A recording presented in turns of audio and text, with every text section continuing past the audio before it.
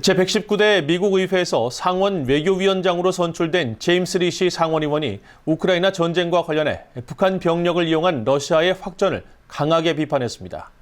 리시 위원장은 특히 새 의회 외교위원회는 권위주의 축에 정면으로 맞설 것이라고 강조했습니다. 이조은 기자가 보도합니다. 제119대 의회 상원 외교위원장으로 선출된 제임스 리시 상원 의원은 7일 성명을 통해 오늘날 미국은 전 세계 거의 모든 곳에서 위협에 직면해 있다면서 중국과 러시아, 이란, 북한의 위협을 정면으로 비판했습니다.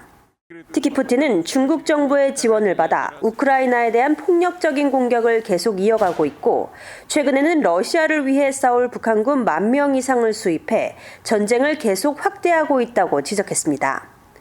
리시 위원장은 이어 중국과 러시아, 북한, 이란의 위협은 각각 고립된 위협이 아니며 전 세계 적대 세력은 권위주의 축을 형성해 미국을 약화시키고 우리의 이익을 해치기 위해 협력하고 있다고 비판했습니다.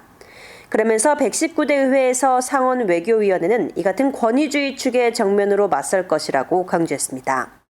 상원 외교위원장에 선출된 리시 의원은 인도태평양 영내 핵무기 재배치를 주장하기도 했습니다.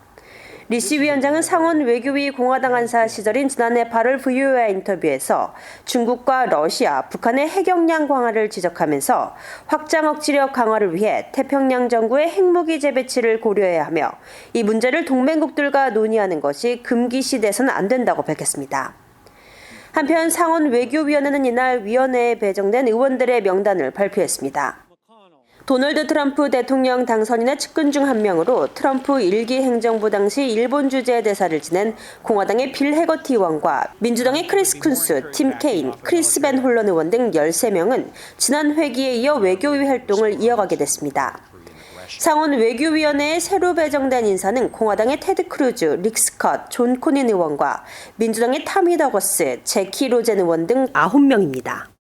외교위 소속이었던 공화당의 마르코 루비오 상원 의원은 트럼프 2기 행정부 국무장관에 지명되면서 외교위 명단에서 제외됐습니다.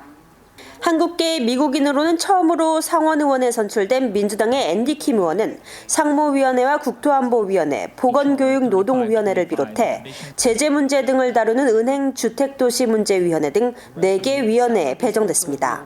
VOA 뉴스 이조은입니다.